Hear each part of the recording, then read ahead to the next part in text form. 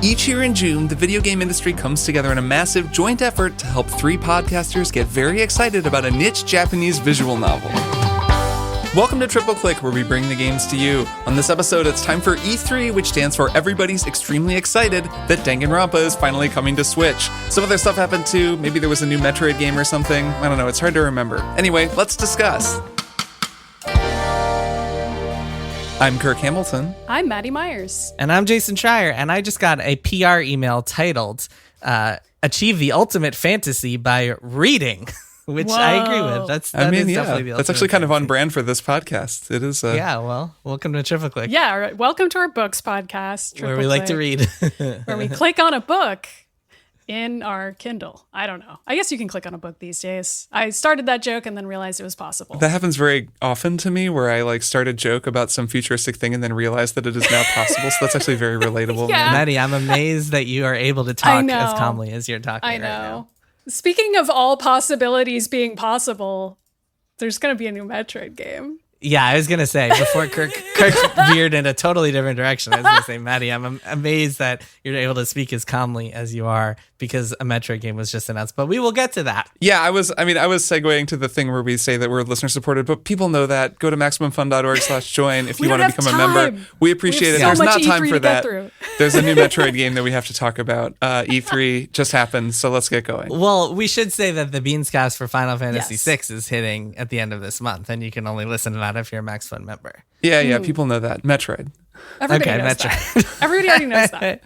All right, we are recording this on Tuesday night. Nintendo's E3 showcase just happened. Maddy, we have to ask you first. You have to start us off because as a resident Metroid fangirl, how excited are you to see the first new Metroid game in 10 years, 11 years? I'm very excited. It's also the first new story entry in the series because it's an actual new Metroid game with Yoshio Sakamoto, who has written a lot of Metroid games, sort of a controversial figure because he's also written other M. And I personally don't really care about Samus's story at all. I just want her to be completely silent, and I want to explore a planet and fight some alien species. And you fight robots in this game too. That's cool. Sounds great.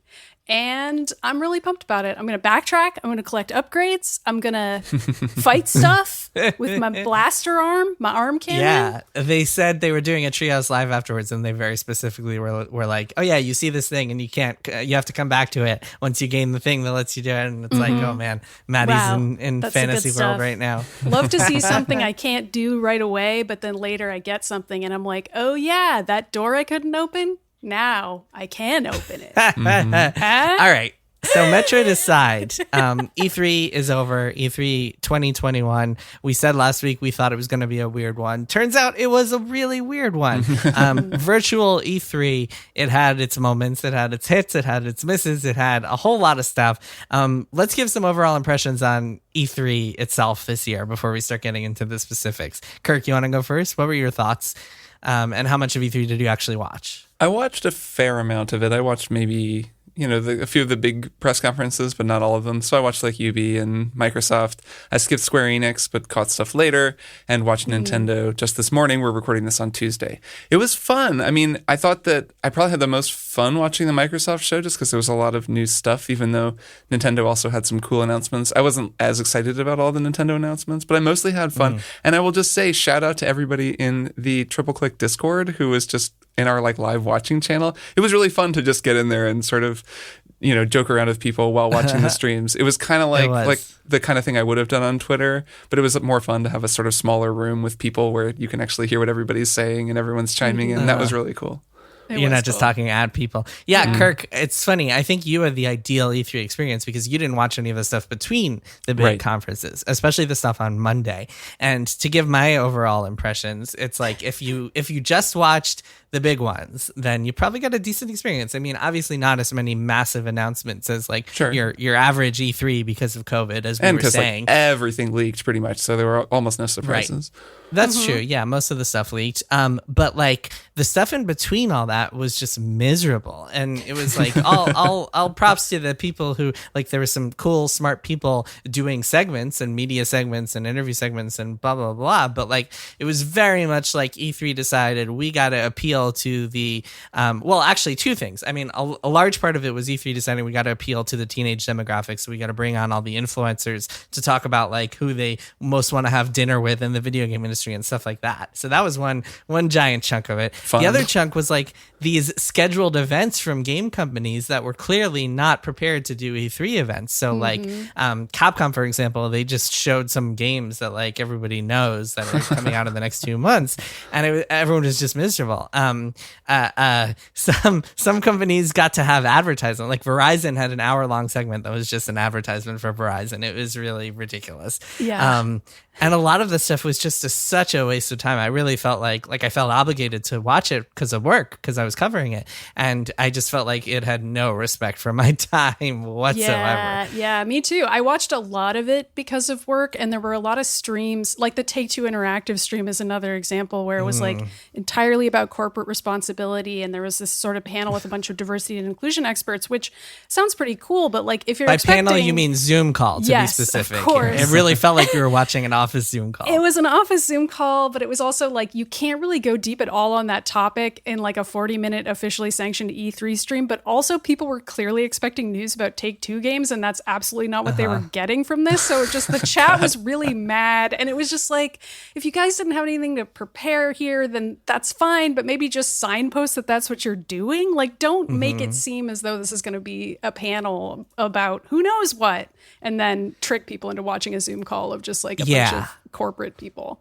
And it's such a missed opportunity, because usually when you're watching E3, you are watching, like if you're at home, I mean, we're usually at E3, at least me and Maddy, but when you're watching from home, you're watching the GameSpot stream or the IGN stream, and they're just bringing on developers constantly to be talking about stuff. And that's so much more interesting than what we got from this year's E3, where like there was a great opportunity there to bring on, even if the developers are just there to hype the games, it's just so much more watchable and interesting than the nonsense we actually got. Kirk, you were saying something before? Oh, yeah. I read Nathan Grayson's article at Kotaku about how Twitch chat was just a disaster on every single stream because no one seemed prepared to moderate, which I hadn't been watching. And it's funny, it's like the opposite of the experience of being in the triple to click Discord with, you know, whatever number of people, but a manageable number of people where everybody's being cool. That was so cool. It is a shame that you couldn't just go watch on some stream and have at least a sort of similar experience to that. I did get the sense that there were some like indie game streams or some indie games announced. Did you guys catch any of that stuff? A little bit. So there was stuff outside of E3. Well, yes, that's true too. There was like the Guerrilla Collective and the Wholesome Games, and neither of those were actually on E3. E3 had an indie showcase that was pathetic. It was 15 minutes long, and it was like it was actually 13 minutes. Let's be exact here. Okay, Maddy, you got it. Yeah. And then obviously the Xbox showcase had a bunch of cool indies, which we'll get into a little bit later. And the Devolver showcase had some. And the Devolver showcase, well, that was really good. That was really impressive. And Keeley's show had a few indies as well, but that was not part of E3. Yeah, like a little indie game called Elden Ring that I had never heard of before. It was really cool to see that make a showing. Let's talk about that. So that opened off the show. Thursday was Keeley's big thing. His big announcements were the Tiny Tina's Wonderlands Borderlands spinoff, which leaked, and Elden Ring, which there had been rumors of that showing up at Keeley's thing before the show. So a lot of us expected it, I think. But it was still pretty cool to see. The trailer was awesome, I thought.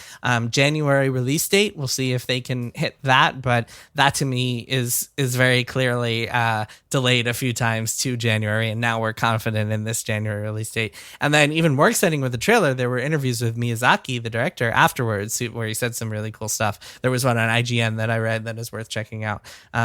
Did you guys watch the Keeley thing? Any thoughts or impressions of the Keeley show?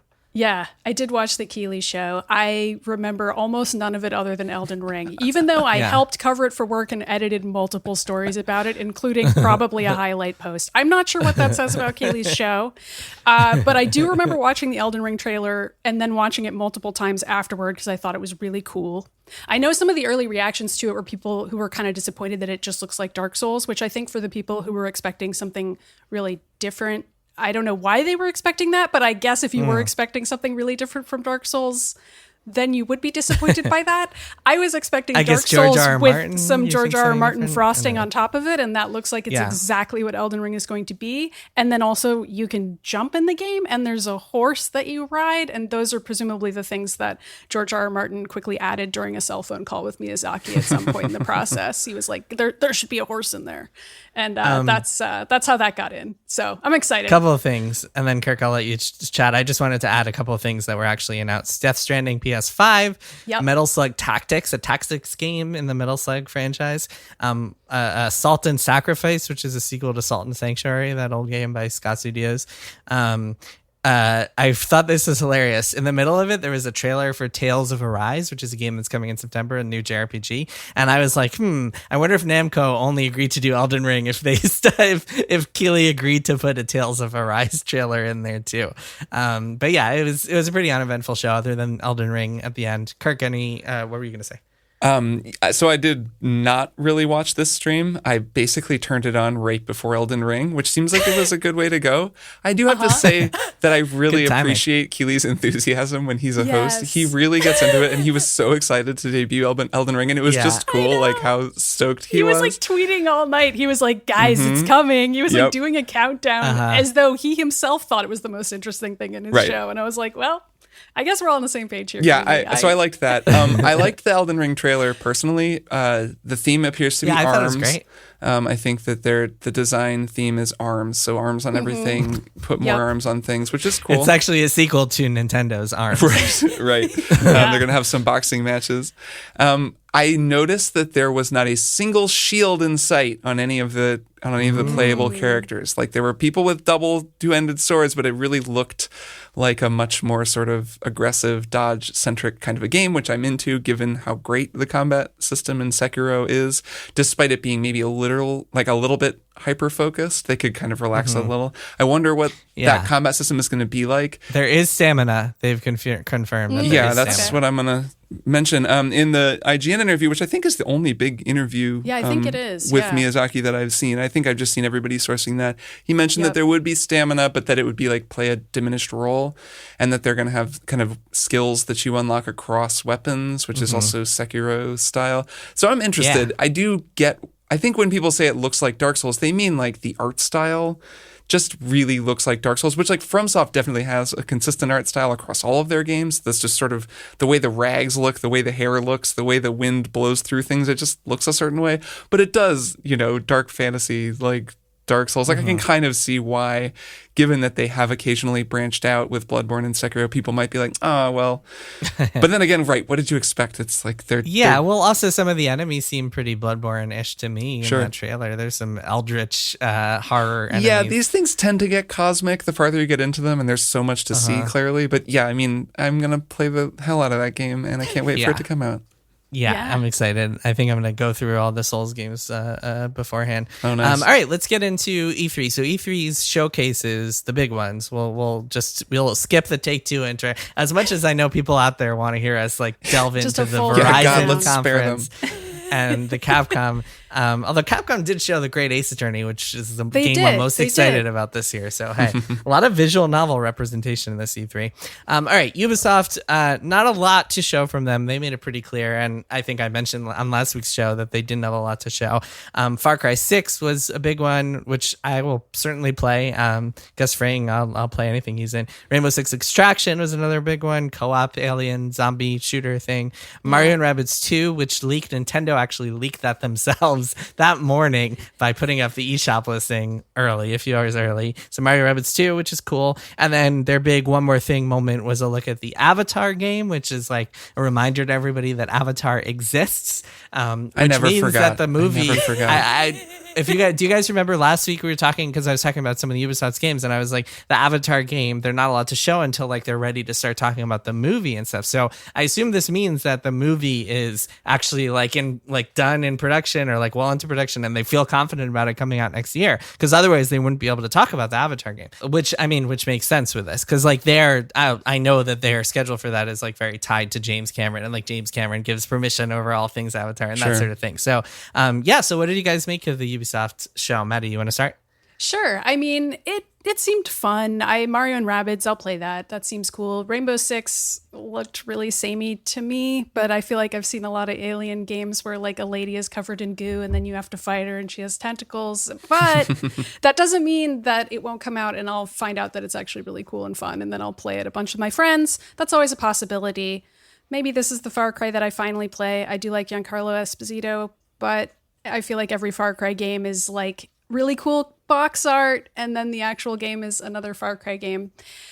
And Avatar, I'm not Kirk Kirk's giving you a death stare right now. I'm not going to Far play Cry Avatar. No, there's some myth that I like think Far Cry is the pinnacle of game design, but that is not true. Well, you think Far Cry 2 is the pinnacle? No. Okay, when I say Kirk is going to play it, I don't even mean he'll enjoy it. I just mean he's going to play it. That's all. I'm merely stating a fact, which is that Kirk will play Far Cry 6. I don't know why. I was more reacting to Jason saying that I was giving you a death stare for saying that you wouldn't like it. Like, that's fine. I haven't loved a Far Cry game in a pretty long time, actually. Fair enough. You're just, married to the series for some reason. I just liked Far Cry 2. Yeah, I kind of, Maddy, to your point, I kind of feel like it's a waste of like a studio as talented as Massive to be working on a friggin' Avatar game.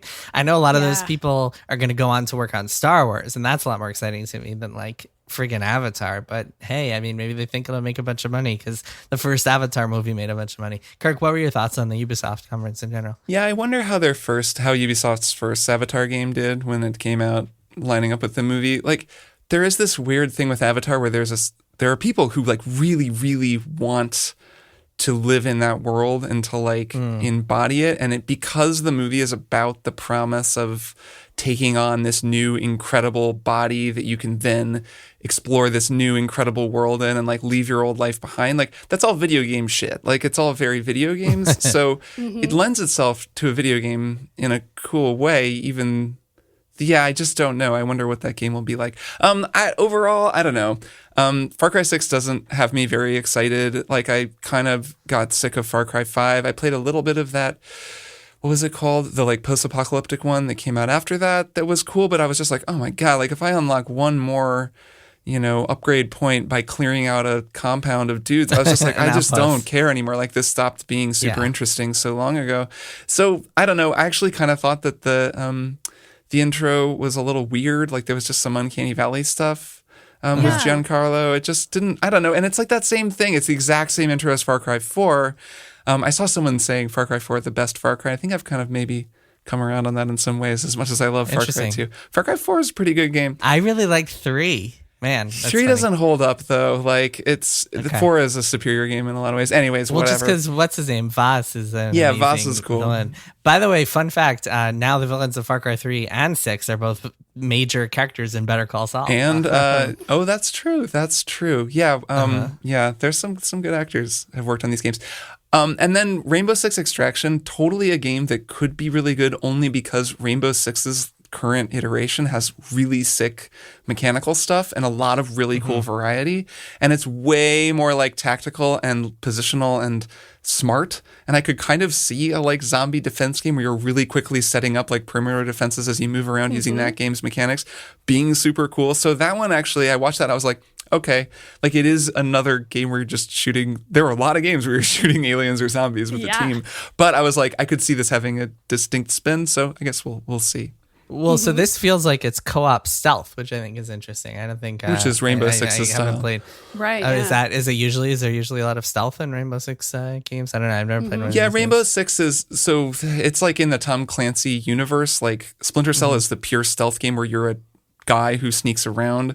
Ghost Recon is like outdoor stealth where you're like a army team that sneaks around in the woods. Rainbow Six is like a SWAT team kind of stealth. So it's like, got it. Well, it used to be like making a plan and then breaching a room and trying to like minimize casualties and stuff. It's become a little more action based than that. And they kind of lost their way. Remember like Rainbow Six Patriots, the one where they had that big trailer with the bomb on the bridge that then never became a game. It kept getting delayed. I went to like a huge press event for this in San Francisco. Oh, yeah. It was so weird. Well, I remember it getting canceled. Yeah. So I think it became Siege in some way or it did. I don't remember the specifics. So they've kind of lost the single player thread on that, and now they're like, and let's make it a zombie or alien game. And it's like, okay, so that's kind of where we're at now. Which is also like inspired by a specific part of Siege, like a gameplay mode that people really liked is what was spun off into Extraction, which sure, why not? Well, what's interesting, this game has an interesting dev history because it's like the team that was originally working on that game Pioneer that was teased in Watch Dogs 2 and then got canceled. And so there's a whole lot of history behind Right, the game that you steal from Ubisoft in San Francisco in Watch Dogs 2. Yep. And they were teasing that, and then it turned out to not actually become a thing, which is I love how Ubisoft puts their own games in their games, like how you'll read an email thread in Assassin's Creed and it'll have like concept art from some Ubisoft game. The Ubisoft universe, cool. the Ubiverse, the grand Ubiverse. Let's move on. Microsoft had a big show. I thought they had a pretty good show on Sunday. They started off with Starfield. As we talked about last week, they had that specific release date that I think was further than people expected from the rumors, November 11th, 2022. They had Stalker 2, lots of Game Pass stuff. Halo Infinite showed up, although there was barely anything from the campaign. I think there was like a 10-second shot of a cinematics from the campaign, which I think says a lot about that game's development. Still no release date either, which is supposedly coming out this year. But isn't it? It's funny that Halo Infinite, they won't commit to a holiday release date, and Starfield, they will commit to a holiday release date for the next holiday, which I think says a lot about game development. It's like Halo Infinite. Maybe it says a lot more about Halo Infinite's development. Outer Worlds 2 got announced as one of the best cinematic trailers we've ever seen. That kind of parody of cinematic trailers. Tons of cool looking indies. That for me was the highlight of this show. Atomic Hearts looks really good. 12 Minutes looks so cool, and that's coming out in August. We will definitely be playing that and talking about it in this show. Replaced got announced, and that game looks gorgeous. That is like this cyberpunky 2D sort of just incredible looking game. And then they ended the show with Redfall, which is the new game from Arcane Austin, makers of Prey. And it's a big vampire co-op game coming out next summer. What did you guys make? Kirk, I'll start with you. What did you make of the Microsoft conference? I will play Starfield when it comes out. It really bothered me. I think we all will. It really bothered me that the sandwich was just sitting there on the counter with a single bite taken out of it. We've discussed this a bit, but it's really gross. If you're gonna fly in a spaceship, you need to clean up your food before you do it. There's just gonna be like mayonnaise all over the equipment. Hey Kirk, you see that sandwich? You can eat it. you can go to that sandwich and then you can eat it. The magic of next gen game development. Outer Worlds 2. The Outer Worlds strikes me as a series that could like nail the tone better on the sequel, so I'm excited for that. I hope so. That was something I think we were all a little down on the first one. It was, but we also, I think, it was a common sentiment that I at least felt was like, this seems like it has a lot of promise, and they just didn't quite get the mix right on this one, so hopefully that'll be cool. 12 Minutes has been in the ether forever. I remember like Stephen Totillo doing a preview of that. This is this like top-down time loop game where like there's a murder and you're trying to figure it out. I think Willem Dafoe is in it. They have this like killer voice cast. And Daisy Ridley. Right, and Daisy Ridley. And James McAvoy, right? James McAvoy, killer. Yeah. So that looks just really cool. It's just the three of them. It's like it's a three-hander. It's very like theatrical. Right, it's like a play. It's all in one It's a play, room. a time loop play. Yeah, kind of, yeah. It looks cool. And it's also on Game Pass. I mean, that was what was so exciting for me about this, was how many of these games are just going to be on Game Pass. But anyway, I'll let you keep going. And then Redfall looks cool. I think it's funny, I keep talking to people who get their Arcane studios mixed up, where like Arcane Lyon is the Arcane that makes Dishonored and is making Deathloop, and Arcane Austin is the Arcane that made Prey and is now making Redfall. So it's like they're the same studio, but they're different studios, the same brand, different studios. So that's like worth keeping in mind. This is just different people that are making Deathloop, and it looks cool. That trailer also, it reminded me of Left 4 Dead in that it was the cinematic trailer that showed what were clearly a bunch of discrete game mechanics in action. That very first Left 4 Dead trailer that basically showed the entirety of Left 4 Dead in a like 5-minute cinematic trailer, I always thought was really cool. And this reminded me of that. So it was fun trying to tease out what the game will be like. But then again, they didn't show the game, or it's not really clear like what it's going to be. So I'm curious about it. Yeah, you can see the kind of remnants of ZeniMax deciding a few years ago, hey, we need more games as a service. And what's interesting is that now they're part of Microsoft. So we're seeing right now the games that were decided on 4 years ago. Now they're part of Microsoft. Now suddenly it's all about Game Pass. Microsoft does not give a shit about games as a service as much as they care about getting cool stuff on Game Pass. Seems like a way better incentive to me. Yeah, well, so it'll be interesting to see, like, Bethesda moving forward. Like, what if the Arcane Austin guys want to make Dishonored 3 after this, or want to make Prey 2? And Microsoft's like, sure, like, the first game might not have sold well, but we don't care. We just want this to sell Game Pass. So it's really exciting. I would love it if they made Prey 2. That would be Fantastic. So that's what's really exciting to me. Mostly people look at the Bethesda acquisition in two lenses. One, consolidation, which we've talked about, which sucks. The second is the console wars, which I could not care less about. But the third thing I think is the creative vision aspect of it, and how under ZeniMax they were a lot more, I don't want to say cash strapped, because ZeniMax was a very rich company, but like they had to follow the whims of the market in a way that They're I don't not think they have Microsoft. to do as much now. Yeah. And so maybe they will have the freedom to make games that they weren't able to make under ZeniMax. So I'm very curious to see how Redfall is, and then also what they do moving forward. It's really the dream of anyone creative is to be bought by someone with so much money that you can just do whatever you want finally. Yeah, Well, so because the they're problem not paying is- attention to you, really. Yeah, that's The what problem you really is want. when that happens, it's like it's great for like 4 years. And Yeah. it's like, and then suddenly they have a shift in like their corporate Yup. middle management, and suddenly someone's looking at you and saying, "Wait a minute, why are we paying for these people?" And then you're again? like, wait a minute, why did I sell the thing that I had control Yeah. over? Fuck, what have I done? Yeah. Anyway. Yeah. Unless you're sold to private equity and they come in and fuck things up immediately, which Yeah. Oh, I thought you were going to say, and then it's fine. Yeah, And then it goes everything great turns at out that then great. it's fine. Yeah. Speaking of co-op vampires, private equity companies. Oh, hey. Bada bing. Maddy, what did you think of the Microsoft conference? I thought it was really fun. I feel kind of sorry for Halo Infinite, but it's fine. They'll be fine. Maybe they should cancel it. I don't know. I know it's too late for that. Who can say? I'm The just worried for multiplayer them. looks good. The multiplayer I'm sure the is multiplayer impressive. will It'll be be great. fun. Yeah. Yeah. I will end the thought there. Starfield, I will also play it. I'll eat the sandwich. That'll be great. Very excited about Game Pass for all of these games just in general. I feel like 12 minutes is the epitome of an indie game that would be kind of a tough sell for the average person, because I'm sure it'll cost like $15 or something like that. And people will be like, really? Should I pay for Really? this It's only 12 few-hour minutes. Why would I game? pay for- Yeah, and it's only 12 minutes long. Yeah, but if it's already on Game Pass, like that's the kind of low risk startup for a game that just I think really Yes. helps. Is like, oh, Yeah. it's already here. I can just click install and play it. And I think that's really neat. And then also Redfall, I just thought the trailer was freaking awesome. I have no idea what Yes. that game's actually going to be. We had like expected it to be a battle royale because that was what all the rumors were about it, and that was what we had pre-written. And I remember us frantically Oh, that's removing all funny. references to that when we like had to write out our That's so news post funny. about Redfall. And the art style had a little bit of Fortnite It did, energy, which I like yeah. wasn't wild about. Like the art was a little bit. I feel like at too- one point in development, it may have been that, and like we Yeah. had heard that at some point, and like I'm really curious about what the development was for that game, and I'm sure we'll find out Sure. eventually.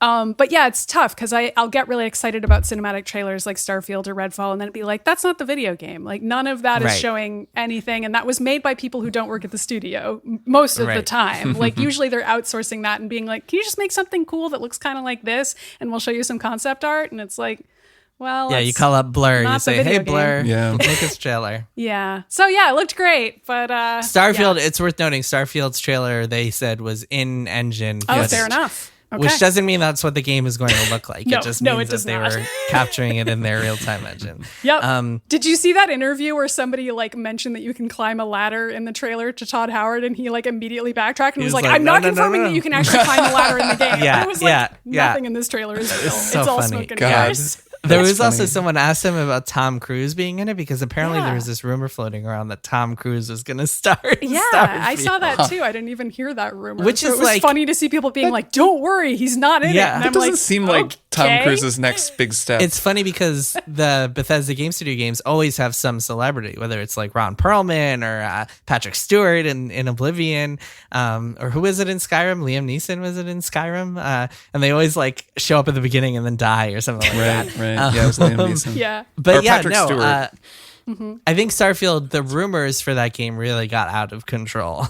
Yeah. People were saying, there was one rumor that I saw that kind of was what triggered me to start reporting on this was it's been done and they've just been sitting on it for this year. That was a rumor I saw. That It's just gonna people come right actually out. believe this shit. Yeah, Yeah. this game we're sitting on this Well, game. It's done. people believe things they want to believe, and that would be really cool if that was I true. think that's it. It's interesting. It's We do live in a world where a 2D Metroid was basically done and being sat on for a really long True. time. I mean, sometimes Starfield is too high of a scope for that to happen. But like every now and then there will be a game that's like, and you're going to get to play it today or like in a few months, and that's really exciting.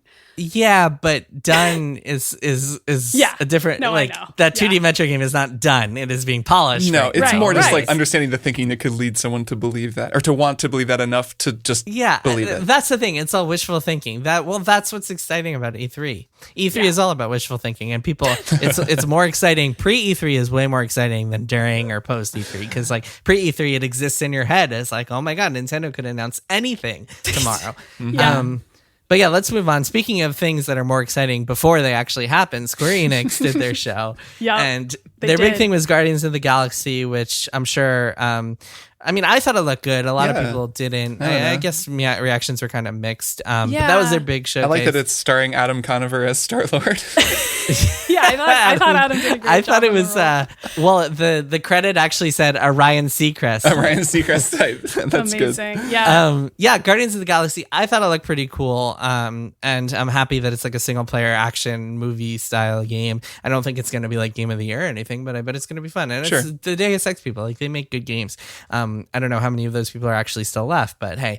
And then the Final Fantasy collection that we were talking about a little bit last week turns out to not be a collection. It's individual remasters of each game. We don't really know anything about it because their announcement of it was after. So Guardians of the Galaxy in this showcase was like 20 minutes long. And then they gave about 20 seconds to this Final Fantasy remaster collection, and then it was over without even showing anything. They're like scrolling through the titles like as though they're on fire and they have to get away from them. I was like, what is happening? And then it was so funny. It was so funny. Bizarre. So they announced that it was coming to Steam and mobile. That's which it. No really console.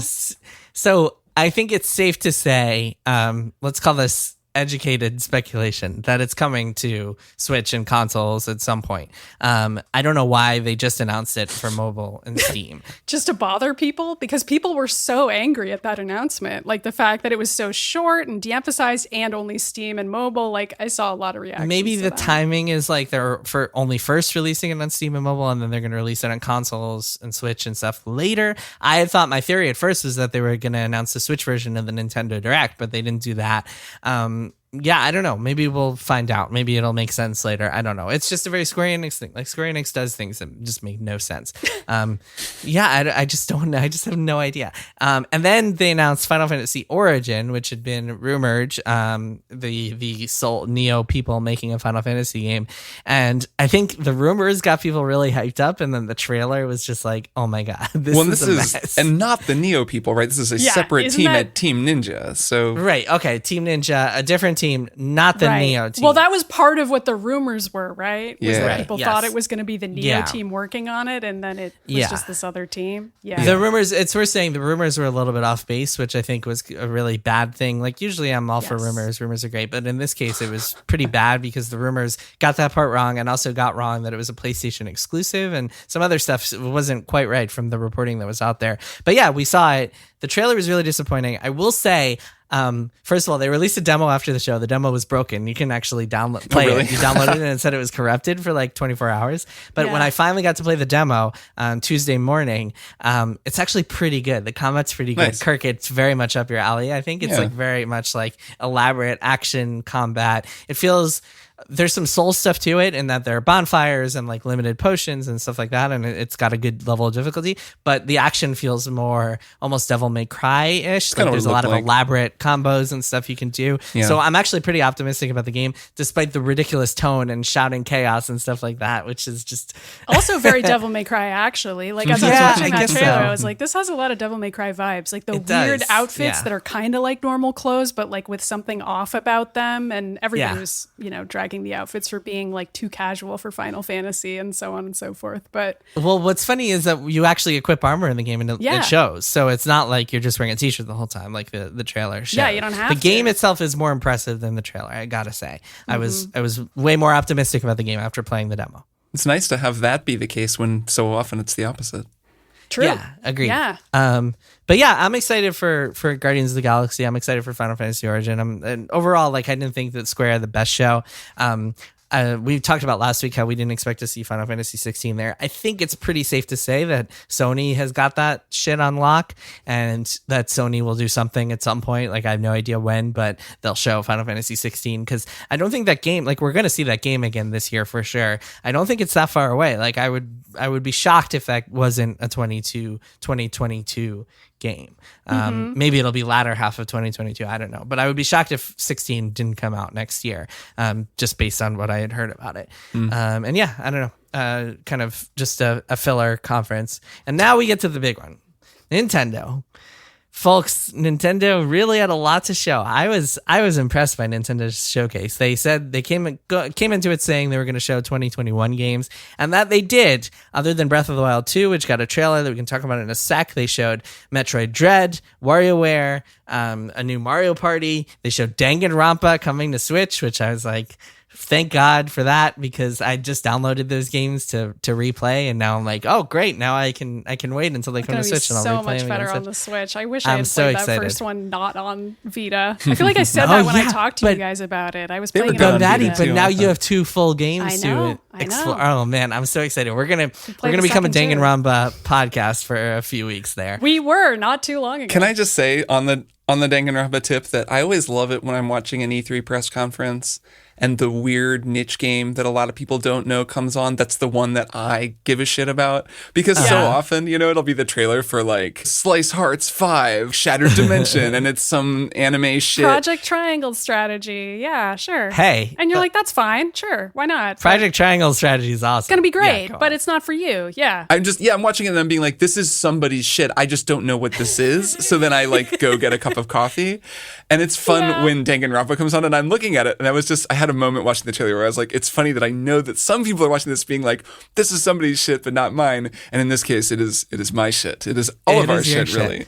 So that was exciting. There were a lot of moments like that in here. Like, I feel like the Advance Wars and like Cruisin' gets another game. I was gonna say Advance Wars, that came out of nowhere. There were rumors, at least that I had heard, there were rumors about Metroid and WarioWare, but Advance Wars I had not heard about. Yeah. So that was a fun surprise. Advance Wars, I believe it's the first 2 games as a remake. Reboot camp. And then the series Cruisin' is getting a game on the Switch this fall, which, like, if you like the racing games Cruisin', which apparently a lot of people on my Twitter timeline do, because I saw a lot of tweets of people being excited for Cruisin'. Shin Megami 5 got a release date, which is like really cool for SMT fans. I mean, these are all fandoms I'm not in, but I Fatal Frame bowed also respectfully at them. Yeah, Fatal Frame. Yeah, new Fatal Frame. That was another out of nowhere. Or like, one. I think that might be the Wii U Fatal Frame, actually. I believe I saw that somewhere where I thought it was new when I was watching it, but I didn't play the Wii U one, so it's new to me. Yeah. And then we have to talk, of course, about Breath of the Wild too. So one thing that happened that I was disappointed in was Eiji Aonuma, the producer of Zelda, coming out and saying, this is it for the 35th anniversary of Zelda, and just doing like Skyward Sword trailer and then a Game & Watch for Zelda, which looks cool. That thing could be cool. Yeah, you didn't like the Game & Watch? I feel like that was a special gift I was for Zelda really disappointed. fans. There had been so many rumors floating around, and this is not stuff that I had personally corroborated or reported, but there had been so many rumors floating around about Twilight Princess and Wind Waker HD, and I really was hoping to play those this fall. I don't know if they still exist and I'll come later, but like that, the lack of them was disappointing to me. But then there was Breath of the Wild 2. We got another small glimpse at Breath of the Wild 2, which it's worth noting Nintendo says they are aiming to release in 2022. They use that wording in the press release. Make of that what Hopefully you will. they're using the motion control aiming, because aiming with this Joy-Con is not easy. Yeah, not ideal. Yeah. Oh boy.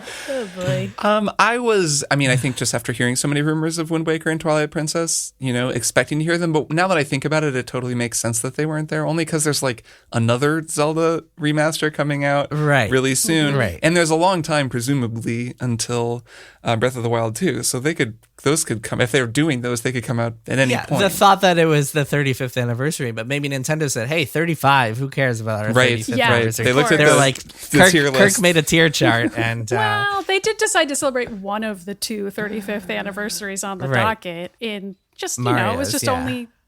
No, I'm talking about Metroid, man. I'm talking about Metroid. I thought, but Mario had a huge 35th anniversary celebration. That was the thing. You're right. But yes, Metroid. It's worth noting, by the way, we didn't mention before, but they said Metroid Prime 4 development was proceeding, which I think means that game is still many years away. Don't count on that game for a long time. I agree, and I feel like I could see it being in development hell forever because I don't know. I have basically no expectations for Prime 4. I have a very neutral stance on that. The Prime games are strange. Not every Metroid fan likes them. I like them, but I know that's not a popular opinion. So I actually feel like announcing another 2D Metroid game from Mercury's team, which people really like Samus Returns, including me, So they're sort of a trusted 2D Metroid maker at this point. So I feel like it was a pretty big win for them to announce something like that. So yeah, agreed. Easy layup. So they have these robots in this game that are this kind of new mechanic, this idea of this thing that hunts you down. They're stalking you, yeah, like Alien Isolation style. Yeah. I mean, I saw someone comparing Not it to as that. scary, but as someone who played all of Alien Isolation, no.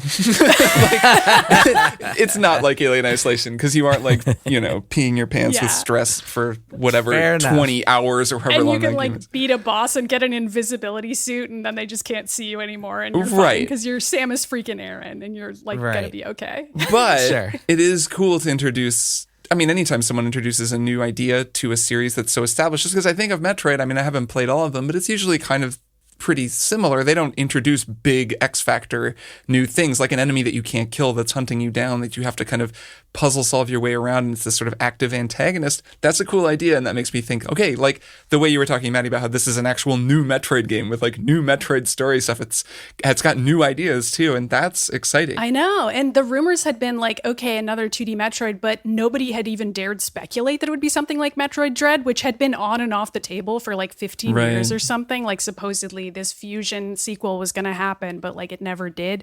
And a lot of people were speculating it would just be a Metroid 1 remake that would like maybe also be by the Samus Returns developers, which would be perfectly fine. Like that game deserves a remake. Zero Mission's already kind of a remake of it, but whatever. It's 2021. You can remake it again.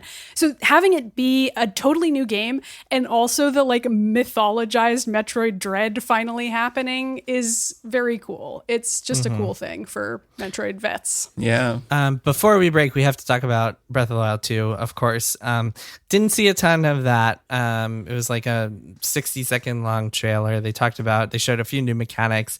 It was made very clear, first of all, that you were playing as Link with long hair. So there's some sort of time jump or some sort of alternate dimension type thing going on. But it is Link. You are not playing as Zelda. Zelda, in fact, fell down a pit in the trailer, which is depressing to see. Link has some cool new abilities. At one point, he's shooting fire out of his hand. He has a hand that is like all gnarly and like restored by some power or another. So clearly he's using that for cool stuff. At one point, he teleports up through like a floor, which is awesome. A lot of sky stuff. It feels like very much they said that there's an entire world in the sky above Hyrule. So that's going to be a major theme. I guess that's why they're re-releasing Skyward Sword to set us up for Skyward Breath of the Wild. And yeah, I mean, certainly looks like more Breath of the Wild. What'd you guys make of that new teaser we got? I thought it looked really pretty. It was a pretty short teaser. I guess I was expecting it to be a little longer and more detailed about what the story was going to be and like a little more explanation about the world. And it was mostly mechanical, that's why but it's clear. That's fine. But that's an E3 2022 thing, I think, is their blowout, like the equivalent of what they did in 2016 for Breath of the Wild 1. Next year, since this is definitely not an early 2022 game. Clearly not. Fall at the earliest of next year. This is like E3 next year, blow it out, like show us the first half hour or whatever, sort of like what they did with the first one. Yeah. Yeah, I'm not drawing any conclusions from that teaser. It was, I mean, who knows what the hell we were even seeing in that or like when that happened. It clearly got time travel in it, so anything goes. So yeah, I'm just it's true. I'm gonna play that game and I'm excited. Yeah. I mean, I just hope they do some sort of twist on Zelda and she's not just like fucking needs to be rescued again. We talked about it a lot about how this is a sort of once bitten, fool me once, whatever the aphorism you want to go for is. Once bitten, fool me once. That's, like once bitten, twice shy. There's all these aphorisms for this sort of thing where like, Lucy in the football, where it's always like, this is going to be the one. Their first trailer showed. And when they showed that first, whenever that was, the first trailer with Zelda with her haircut, and it's like, we're going to get to play as her. And I was like, okay, they're really going to do it this time. But now, it's like the same arc where you're like, oh, maybe they're not. And then it just keeps being a thing. And then, of course, you don't. So I'm just letting go of that. And we'll just see what happens. I've let go of it for so long at this point that I no longer even expect it to happen. I mean, like the people who work on those games have said so many disappointing things over the years about how like they don't see Zelda that way. And like I've read so many interviews where they're just like, we're not interested in doing that at this time, that I've just become completely jaded about the prospect of ever playing as Zelda in anything other than spin-off games like, Super Smash and Hyrule Warriors, et cetera, et cetera. Like, of course, in like the games where everybody gets to fight, you get to be Zelda, but not the mainline Zelda games. That's just Link time. But his hair looks great. He looks Does. great, His His folks. hair Does. does look great, and it's moving around, it's flowing. Yeah, Speaking it's of pretty Avatar, cool. it looks like those floating mountains. That was cool. Yeah. Yeah. All Very right. cool. Why don't we take a break and then we will be back with one more thing. Does our podcast deep dive into the weirdest Wikipedia pages we can find? Yes. Do we learn about scam artists, remote islands, horrible mascots, beautiful diseases, and mythical monsters? Yes, absolutely, and yes. Do we retain any of this knowledge? Probably not. I'm Emily Heller. I'm Lisa Hannawalt. We make art and comedy and TV shows, and also the podcast Baby Geniuses. For the past 8 years, we've been trying to learn new things about the world and each other every episode. But let's be honest, this podcast is mostly about two friends hanging out, shooting the breeze, and making each other laugh. We're horny, we like gardening and horses, and we get real stupid on here. But like, in a smart way. Yeah. Join us every other week on Maximum Fun. Mr. Robot Man, what are you doing? I'm just taking one last look at my coworkers. Every journey comes to an end. Remember, Black, the space will be with you, always. Sorry, who are you again? Master Kieran? Oh, right, sorry. Just calling in. Friendships will be tested. All you have to do it. You have to shoot Fleck. Okay. It's the only way to save us. You shot him so fast. Destinies will be fulfilled. I've become a complete bird. I'm flying. On April 28th, the saga starts concluding. Guys, we don't have a choice. We have to put on a show. We can do it in the old barn. We've got the costumes, we've got a stage. We can do it, you guys.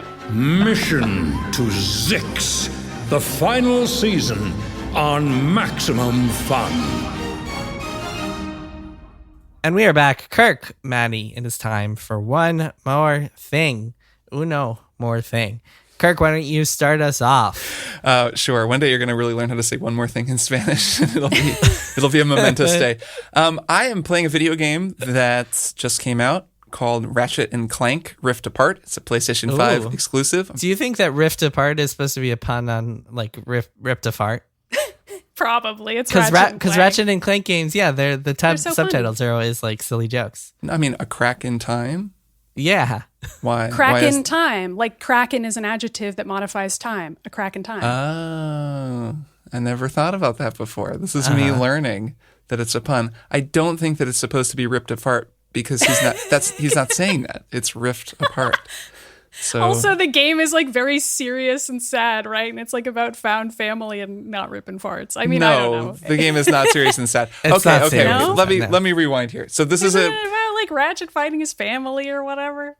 I mean, so far it's been like a DreamWorks movie. Like, I mean, yeah. it's like about friendship and stuff, but it's not like a sad game. It's Okay, like a okay, kid's sure. game. Okay, enough. so let me rewind. This is a PlayStation 5 exclusive. I'm playing a copy that was sent to me by Sony. I don't have a ton of familiarity with this series. I played A Crack in Time, which was a Crack in Time, and also Cool. featured A Crack in Time.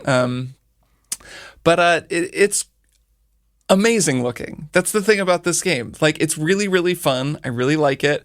I am playing it primarily because it's one of the best looking video games I've ever seen in my life. Like, it's so incredible looking. There's 3 different options for playing this game on PlayStation 5. The one that everyone should go with, I would imagine, is called performance ray tracing, where they turn on ray tracing and have like dynamic resolution. And like, holy crap, it looks so good. So But it's still 60 frames a second as opposed Yes, to 4K, it runs which at- is 30 frames a second. right, I would just never want to play this game at 30. So this is a character action game. Ratchet and Clank is a long-running series. You run around. It's kind of old-fashioned in that way. You run through pretty limited environments. You have really goofy fights with lots of enemies. In Ratchet and Clank, you get all kinds of wild guns. There's like a gun that's a sprinkler that turns everyone into plants and freezes them in space. And then you summon a like toadstool that fights alongside you and like shoot lightning. And you're just constantly switching to super crazy guns that get crazier as they level up. It's a big part of the appeal. In this one, it's all about dimensional rifts. So you play as Ratchet and you also play as a new character named Rivet, who is a girl Lombax, which is the sort of what Ratchet is, the type of animal alien creature that he is. He's always been the last Lombax. That's kind of the running thing, but now he goes to this parallel dimension where Rivet is the last Lombax. The two of them kind of cross over, and they're like equivalents of one another. So they play the exact same. She just looks different, but they have the same skills. So it's not like you're totally switching between two different characters. Rivet is, of course, Jennifer Hale. Proceeding from there, so I was going to say, I was playing the game and like thinking, man, this voice actor really sounds like Jennifer Hale. But it's actually a real testament to Jennifer Hale's range. She's I think one of the Powerpuff Girls. She has a great anime voice, and she does a good kid voice, like a much higher kind of totally up in her mask little bouncy thing that she can do that she's kind of doing for Rivet. I have been playing a lot of Mass Effect, which of course features Jennifer Hale doing a very different voice. That's more of her Jennifer Hale voice, her kind of lady protagonist voice, where I think it was Tom Bissell who described her as pouring some cement into her voice when she needs to get a little bit harder, which I thought was a nice way of describing it. And just hearing her range in these two games is really cool. Anyways, it's an amazing looking game. They do a lot of stuff that shows off what the PS5 hard drive can do. That's kind of one of the things they're selling it on with this technology, that they load you between split dimensions super quickly, and there are these mostly set piece sequences where you're flying through rifts, and in the blink of an eye, there's like a very brief moment in between. Suddenly you're just in a totally different place with like a whole environment loaded in, and then you fall through another rift and you're in a totally different place again with a whole new, environment loaded in. It's like the sequence in Guardians of the Galaxy, I think in 2, where they like warp through all of those places super fast, and they're all like, it's kind of that sort of a vibe. And it's really just a fun game. In terms of gameplay, it's pretty in line with the series. Like, it's not doing anything super wild, and they haven't, at least yet, I'm like 3 or 4 hours in, they haven't given me the ability to switch rift, like to go from dimension to dimension on command, the way that you get that ability in like Titanfall 2 or Dishonored 2, like games that let you do that. They haven't done that yet. I would imagine that may happen at some point, but it hasn't yet. So it's not like transformative, but it's really cool. And like I said, it's just totally wild to see a game look this good. Like, the stylized art style just really lets them make it perform so well, and they just fill everything. The way the light hits things, it's really made me realize this, and actually playing Minecraft with ray tracing, just why like graphics and art people are so excited about ray tracing. Like, that seems like the thing that is just going to continue to get better and better and better as processing power increases, and it really like tricks your eye. It's just that subtle thing where like the way that light hits something as it's moving past it, you're just like, whoa, like it just kind of makes you do a double take. So it's a really delightful game. I'm really enjoying it. And I think it's fun. I played through the intro. It's cool. I wish that my kid was old enough to play it, because I would totally play it with her. It seems very, very kid friendly. Yeah. Maddy, what's your one more thing? Okay, so my one more thing is Bo Burnham, director, comedian. And I watched 2 different Bo Burnham projects last week before E3, which feels like 1,000 years ago. And they were the movie 8th Grade and also his Netflix comedy special, which just came out and is called Inside. And people have probably seen a lot of memes about it. Is it a comedy about it. Special? I don't know about comedy. Theoretically. It certainly got funny moments. And yes, it does. But it's more of a bleak. I'm not sure how else I would describe it. Did you watch it, Jason?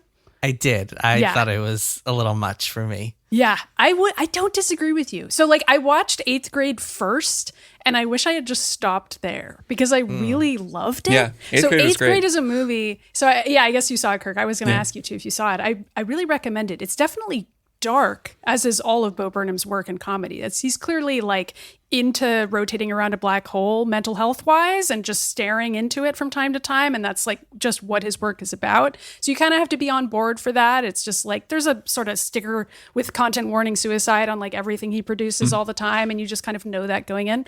But 8th Grade is all about a girl who's in 8th grade and her life, and Bo Burnham is not in it. And in creating the movie, like, he allowed the 8th graders or the kid actors who were in the movie to improvise a lot and like have a lot of takes on how the movie proceeded. And it just feels super real and fresh. And I think, especially after watching Inside, that he actually seems a lot more comfortable making strong statements when they're not coming directly from him, because so much of Inside is nominally about his own mental health and like his struggles with suicide ideation during the pandemic and isolation. And he writes songs about these things that are sort of funny, but like sort of not funny, and you're sort of worried about him. But it seems almost as though looking directly at that stuff from his own perspective is just not, he seems glib at times, I would say. Because it's like, you can never forget, or at least I can never forget, that he's a millionaire and that he actually also has a wife who's off screen and he's never really all that isolated. Maddie, so I was going to ask you about that. So inside is like, the whole premise is that he's stuck in this little shitty, like one bedroom apartment or studio apartment that's like, you can see the sink and the bed and he sleeps in it and stuff. But like, he is a millionaire and clearly has a much bigger house than that. Like, is this all just a charade, this for the sake of the art, or did he like lock himself in this thing? I don't know, but I assume it's a charade for the sake of the art, and I don't see that as a bad thing. Like, charade has sort of a negative connotation, but I feel like it's more just a piece of art about the idea of being locked inside and being only connected to other people through the internet. But then at the very end, in the credits, he dedicates the movie to his wife. I don't know if you noticed that. They've been married since 2013. Seems like a healthy relationship, for at least from the outside. So like, I just kept thinking about that, and I was like, I don't think that if you're a millionaire, it doesn't mean you don't still have, suicide ideation or depression. Like, it's not like those things just go away because you have access to mental health services and like connection and other means that people don't have. Especially during a pandemic, when no matter how big your house is, you still have to stay inside. That's true, but it's also like Bo Burnham's experience of the pandemic was actually pretty different than a whole lot of people's, and that comparison doesn't really benefit him. But also, the only person he could make art with kind of was himself during the pandemic, and he clearly made this so that he wouldn't totally lose it. He needed to do something. But I still felt like watching it was kind of weird and bad, and I was like, I don't know if this worked, especially after watching 8th Grade, which I thought was so well done. So I really recommend it. It's on Hulu. Inside is on Netflix, but 8th Grade of the two, I think, really showed me that Bo Burnham could direct something really interesting about the internet and online culture and kids and how they perceive it. And Inside like has its moments, but I don't know, it's kind of glib. That's my thought. Nice. Cool. Good stuff. Okay, cool. So my one more thing is a video game. So a couple months ago, I saw a thread on the message board Reset Era saying that this game is now Reset Era, yes, that this game is now the top-rated game of all time on Metacritic. It has 100. It beats out The Legend of Zelda: Ocarina of Time and Grand Theft Auto and Tony Hawk's Pro Skater 2, which is also up there. It's called The House in Fata Morgana, and it was just released on the Switch in April. It had 100 on Metacritic with only 7 reviews, granted, but it's still at 100 on Metacritic. Now, since then, it's gone to 98. So anyway, since then, that game has been on my radar. I was like, iffy going back and forth, should I buy this? It's $40, so I was like, man, for an indie game, that's a little steep. Then finally decided to pull the trigger when I saw a colleague of mine, Natalie Flores, talking about how amazing it was. So this game, House in Fata Morgana, is a visual novel, and that is in the strictest sense of it. It is only a book. There's I think I've made maybe like 2 choices over the course of like 5-6 hours playing it. So it's mostly just reading. And it is quite a ride, my friends. It is epic so far. I can see why it's so highly rated, because it is quite the story. I won't get into super detail because I have not finished it yet, and I will probably talk about this again down the road. But essentially, it is about this giant mansion that is supposedly cursed, and you play as this guy who has no recollection of who he is, but is apparently the master of this mansion, and you meet this maid who tells you these stories about other people in the mansion. And so far I've seen 3 of these stories, and they're all like epic and heartbreaking and incredible, and they're like stories that jump around in time. One of them is like in the 1800s, another of them is in the 1600s, and they tell these stories of like these people who have these horrible fates as a result of being part of the mansion, and they're about like love and loss and betrayal, and it's really, really good, you guys. It's something Maddy, especially you, would really, really like. The art, like, I kind of bounced off the art at first, but have grown to really appreciate it. The characters kind of have a kind of a strange look, but I've grown to really dig it. And yeah, man, I will talk more about this once I've finished it, once I played a lot more, because I imagine there's a lot of like twists and turns and awesome stuff to come, but I am really into it so far. It's called The House in Fata Morgana. It's been out on PC for a while. It just came to Switch in April, so pretty recent release on Switch. And yeah, like I said, currently is a 98 on Metacritic. Nice. So as good as Ocarina of Time. We respect Number Metacritic 4 all time. slavishly. Yes. It's all we care about is Metacritic scores. So that's that matters. But for real, though, it sounds cool. Yeah, I will say, though, I mean, the top 10 on Metacritic are pretty heavy hitters. It's like GTA 4, Super Mario Galaxy, Red Dead 2, just Ocarina a list of Time. horrible games everybody hates. Yeah. Yeah. Anyway, all right, that is it for this week's episode. Kirk, Maddy, see you both next time. See you both next time. Bye. Triple Click is produced by Jason Schreier, Maddy Myers, and me, Kirk Hamilton. I edit and mix the show and also wrote our theme music. Our show art is by Tom DJ. Some of the games and products we talked about on this episode may have been sent to us for free for review consideration. You can find a link to our ethics policy in the show notes.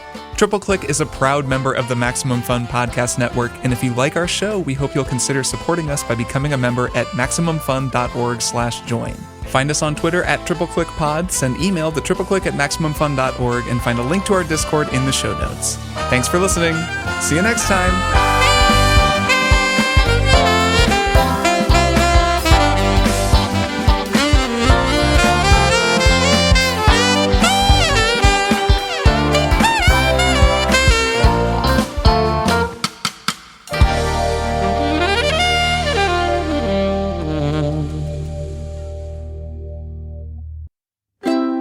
MaximumFun.org. Comedy and culture. Artist owned. Audience supported.